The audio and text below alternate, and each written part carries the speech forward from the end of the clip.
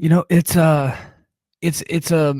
it's a weird time in TNA because we came after Bound for Glory last October, and the whole TNA rebrand was beginning. There was tons of excitement. People thought this was going to be a viable number three.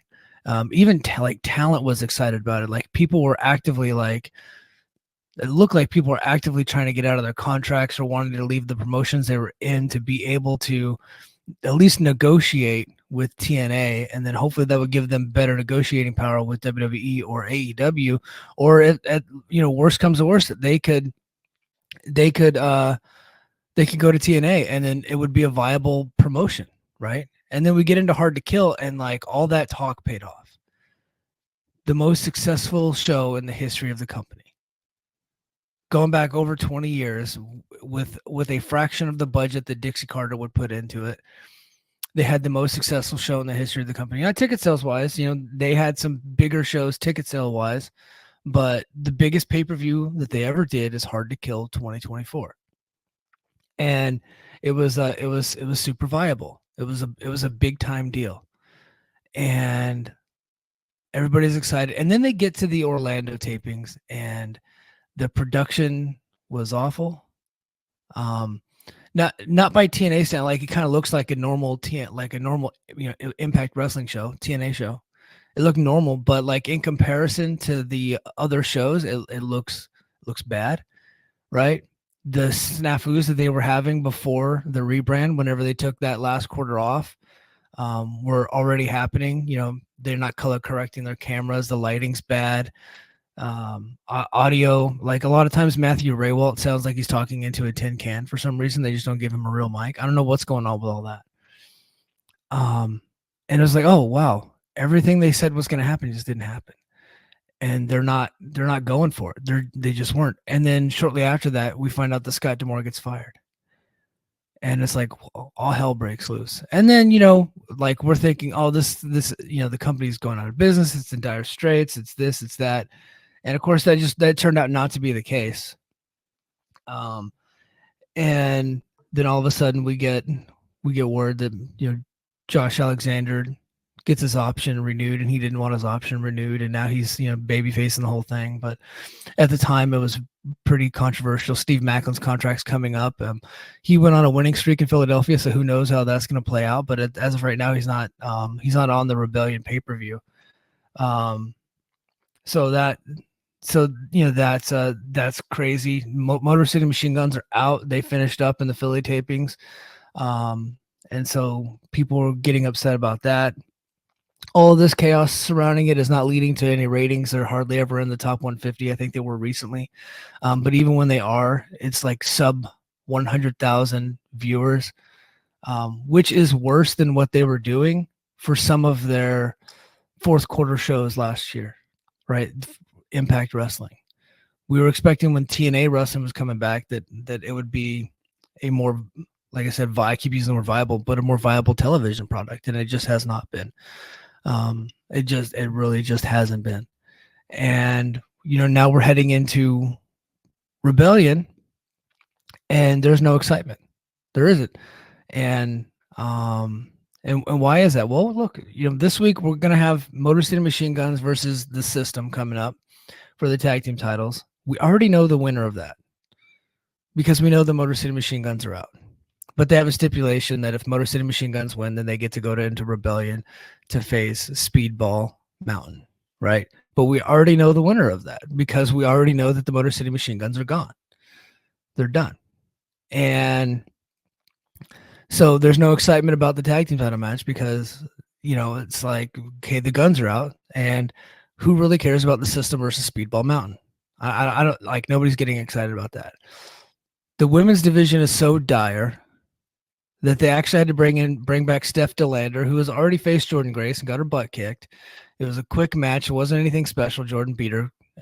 But now they're bringing her in, and she's automatically getting a title shot, despite the fact that she's maybe won one or two matches in the promotion, and now she's getting a title shot on pay-per-view and probably a co-main spot. Although I would argue that probably Hammerstone versus Josh Alexander should be the co-main. because this Knockouts title match, even they did a contract signing this week, and it's like, why are we doing a contract signing for this? Like, it's not like this is like a dream match or a match that's been promoted for months, or you know what I mean? Like that's not promoted, but that's been building up for a long time. Like she came in, she won a gimmick match. She came in off the street, won a gimmick match, and now is heading into Rebellion as the #1 contender, right? The Knockouts division is almost dead, but we do have some good news coming up here, and I'm going to talk about that in a little bit. But so we're heading into Rebellion. There's no excitement. The product is cold, and they went back to Las Vegas 3 months after they had their most attended show since the Dixie Carter era, right? And they're not selling tickets. I'll go. So my friend Dobby the Brain Heenan actually did the count yesterday. They're at 520. They're at 520. A week out, last time they were, almost double that. I would probably like a little, like 900, something like that last time, but we're at 520. I get the feeling that they'll do a hard push and they'll get around 900 people in there. Maybe 1,000, maybe 1,000. 1,000 would be pushing it, but they're not. Those are probably not going to be a lot of sold tickets. As of right now, if you're a military veteran or if you're active duty, you can go to vettix.com and you can get in for free. You just got to pay the service fee, which I think is like $15, which is probably about the same price as that a ticket could cost day of, honestly. And I told somebody that lives in Vegas, like you could probably go to the Palms and there'll probably be somebody out there walking around giving out free tickets to try to fill the place up. And they've closed off several parts of the balcony that were open during the last show, and it is not looking good. And I think this pay-per-view is going to die a slow death. Nobody's excited for Moose versus Nemeth. I like Moose as champion. I like the system. As far as business-wise, it's just not working. I don't want to put the total blame on the system and Moose for them not drawing. I think a lot of it has to do with the chaos and the uncertainty around the company, and there's no consumer confidence there. Nobody thinks nobody has high hopes for the company going forward. And that's the tough part. And that's the reality that we're facing in. Like, we could try to spin it all we want. We can try to say, oh no, they're cooking. That's the word that people like to use. They're cooking, right? Not at the box office, not in TV ratings. So where are they cooking? Where? Show me the evidence. They're just not. Right? They got some toys coming out. I'll be curious to see how those toys sell. So I don't know, man. It is not looking good. Not looking good at all going into Rebellion.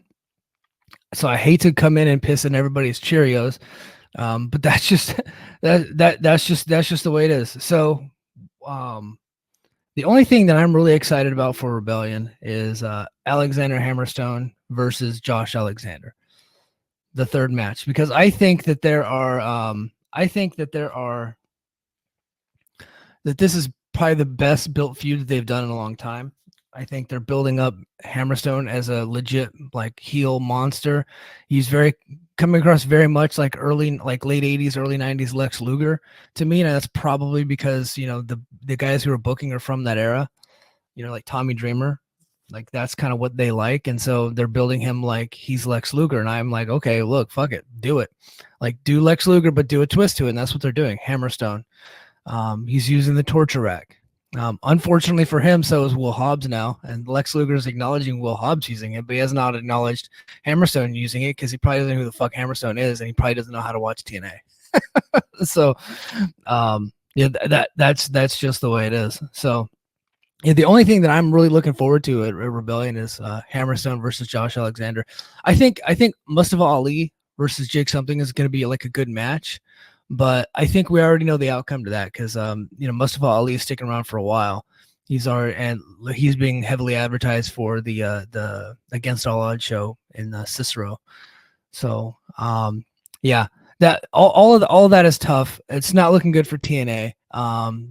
There's no excitement around the company. Unless you're like a super hardcore, like if you're like Yellowbone, who is taking it upon himself to be like a Khan supporter on Twitter, right? It's like, man, you're really digging deep there to try to promote this company. If you're trying to be the con supporter. So that stuff. Now, that doesn't mean that the TV shows haven't been good, because I've actually enjoyed the TV, and honestly, the production, they've been able to, in like post production, make it look like a decent show. Audio still stinks. The lighting in the crowd, you can't see anybody. It looks like they're just all hanging out in an abyss, right? And then they zoom in on the same 10 faces every week. So, there's those issues, but I felt like it's looked a little bit better the last couple weeks. But again, look, I have not gone hard like this in a little bit, but the situation doesn't look good.